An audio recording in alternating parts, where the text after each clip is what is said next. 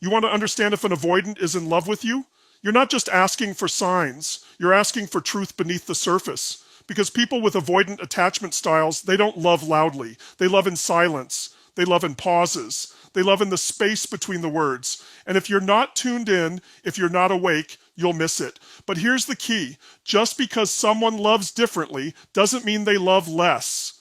You see, avoidants have spent a lifetime building walls instead of bridges. Their instinct is protection. Their reflex is distance. Not because they don't feel deeply, but because they feel so deeply that it scares them. Love to them is vulnerability. And vulnerability has always meant risk, pain, abandonment, rejection. So what do? They armor up. But here's what most people miss. When an avoidant lets you in just a little bit, that's not a small thing. That's everything. That tiny gesture, that text they rewrote 5 times before hitting send, that moment they opened up just for a second, that's a battle won in a war they've been fighting in their own head for years. And it's not about you being perfect, it's about you being safe. Because when someone who's wired to withdraw chooses to stay, that's love. That's real. Now listen to me. Don't chase validation. Don't make it your mission to fix or change them. You're not here to break their walls. You're here to shine so bright that they realize they don't need the darkness anymore. You want to know if they love you? Look for the small consistencies, not grand declarations. It's the way they remember the little things. The way they show up even when it's uncomfortable. The way they're still there after the silence. Love from an avoidant doesn't come wrapped in fireworks. It comes in quiet commitment. It comes in stillness. But make no mistake, it's powerful.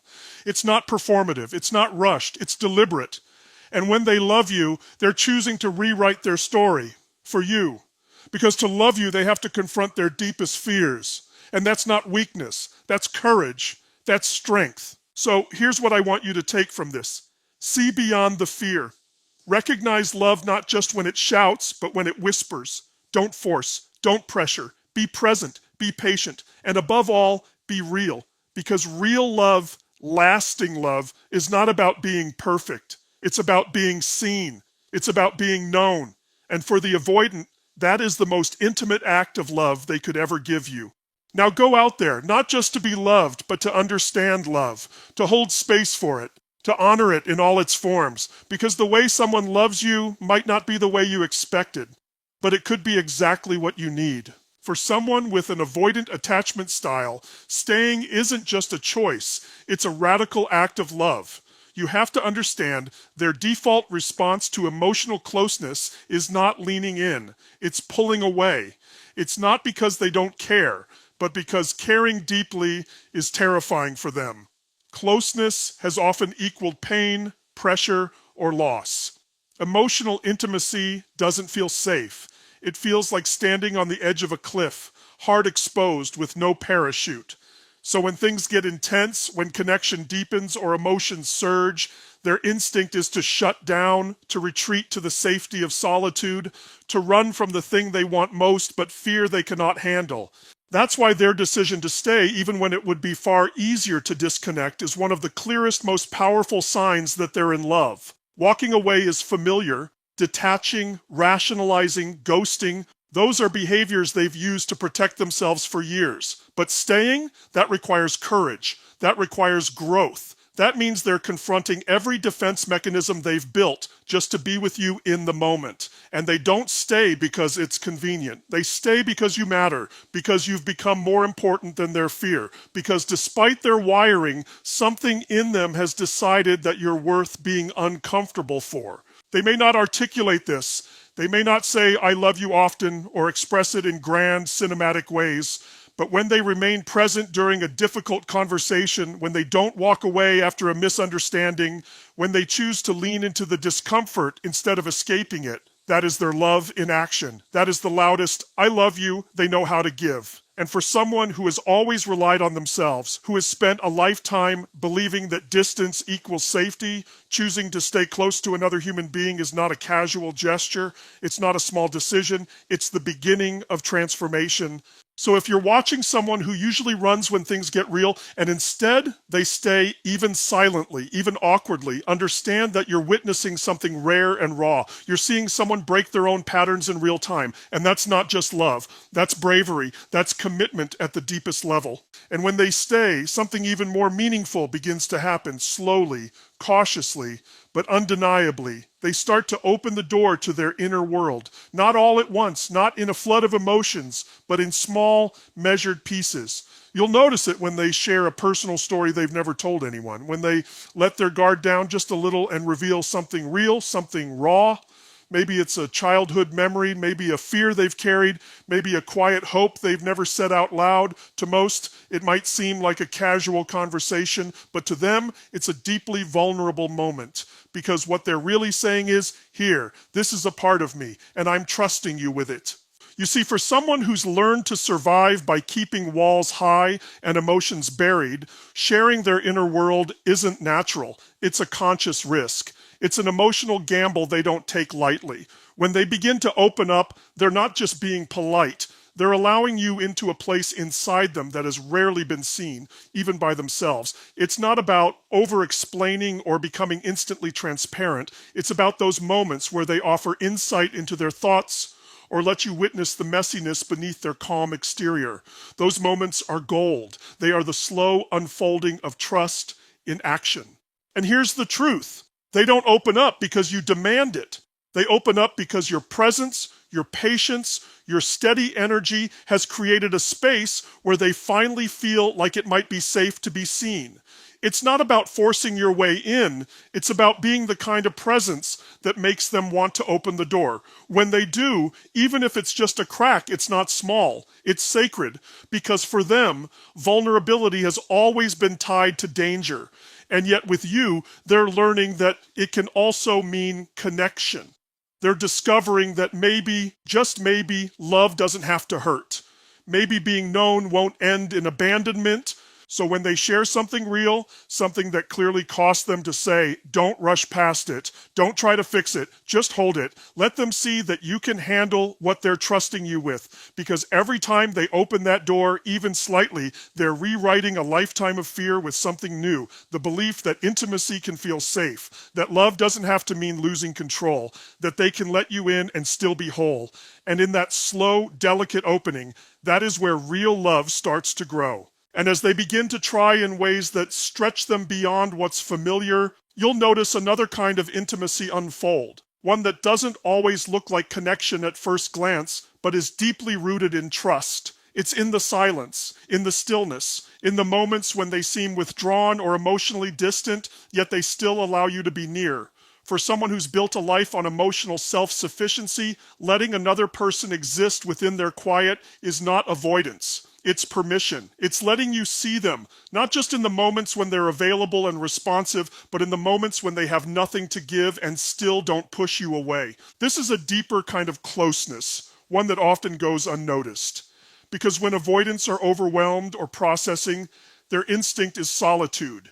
They don't typically lean on others. They've learned to rely on themselves, to figure things out internally, to be their own safe harbor. But when they allow you into that internal space, not necessarily to fix or solve, but simply to witness, they're showing you a rare and unspoken trust. They're saying in their own quiet way, you're safe enough to sit beside my silence. It's in these moments that their love speaks in its softest tone. They won't always articulate what they're feeling. They might not have the language yet, but they won't shut the door either. They won't disappear completely. Instead, they'll let you stay. Even if there's no conversation, no affection, no clear invitation.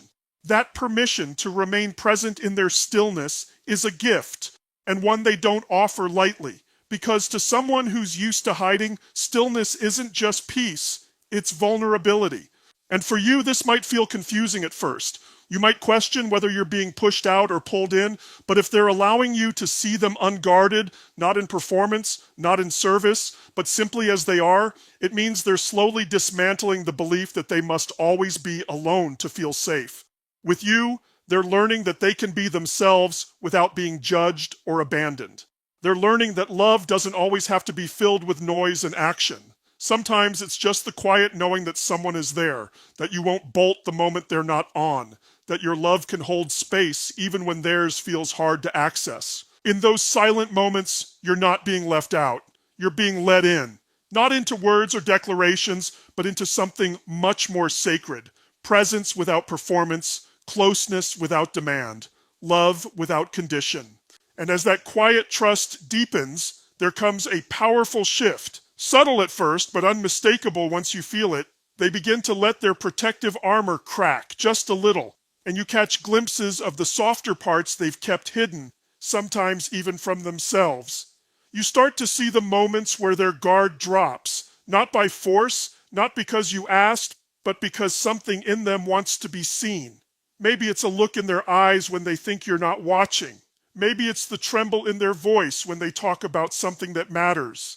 Maybe it's a rare moment of emotional honesty, unpolished and unrehearsed. In those moments, you are witnessing them in their most human, most vulnerable form. And here's what's extraordinary. For someone who's always equated vulnerability with weakness, who has spent a lifetime being strong, composed, in control, showing even the slightest fracture is a revolutionary act. It's not an accident, it's not a slip, it's a choice, one that comes from feeling something deeper than fear, one that comes from the growing belief that maybe love doesn't require perfection, that maybe being seen doesn't have to lead to pain. You may notice them express frustration with themselves when they show emotion. They may apologize for crying or opening up, even while doing so.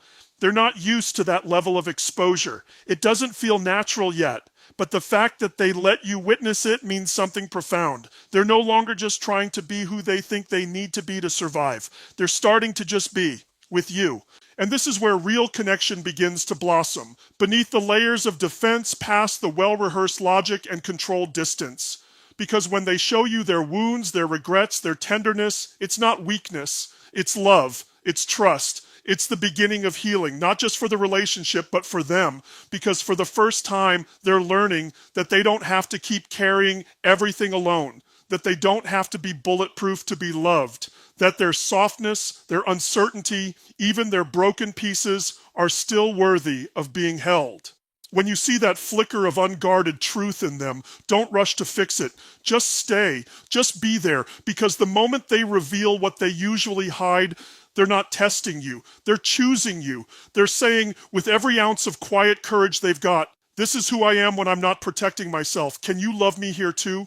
And when you do, something incredible happens. That hidden part of them that never felt safe before starts to believe it might finally be allowed to exist. Not hidden, not hardened, but held.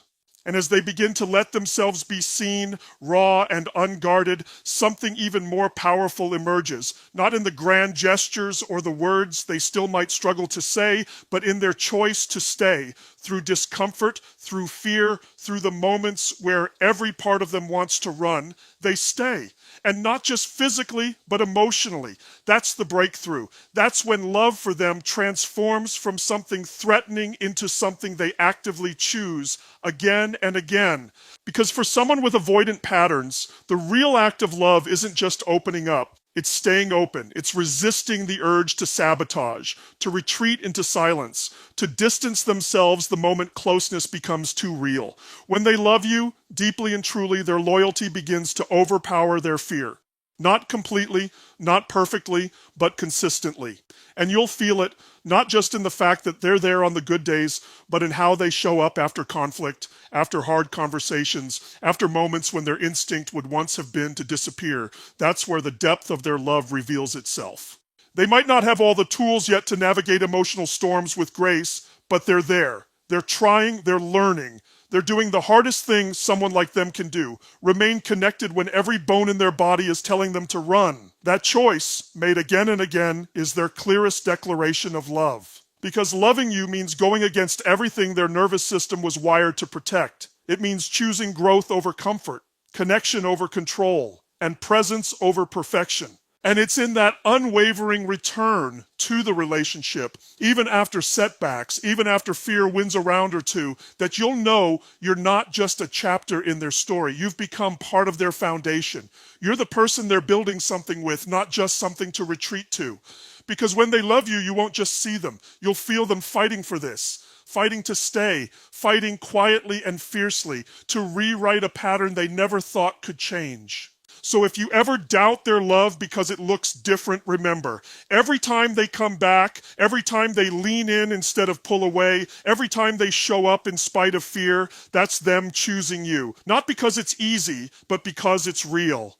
And so when you find yourself loving someone who's wired to retreat, who's spent their life mastering the art of distance, remember this: it's not the fireworks that define their love, it's the fight to stay, the fight to grow, the fight to unlearn the belief that closeness is a threat. When they choose to let you in, when they stay instead of run, when they trade the safety of solitude for the vulnerability of connection, that is love in its most courageous form. Their love may not come wrapped in words or overflowing emotion, but it comes with depth, with intention, with a loyalty that is hard-earned and fiercely protected. And if you have the strength to see past the surface, to hold space without forcing change, to honor their pace without shrinking your own heart, you will witness something rare. Not just love, but transformation. Not just connection, but healing. Because to love an avoidant is to walk with them through a battlefield they didn't choose, to help them build a home inside themselves where love isn't danger, but safety. And if they let you in, it means they're not just in love with you. It means you've become the person they finally feel safe enough to stay for. And that is a love worth standing for, a love worth believing in, a love powerful enough to rewrite even the oldest story.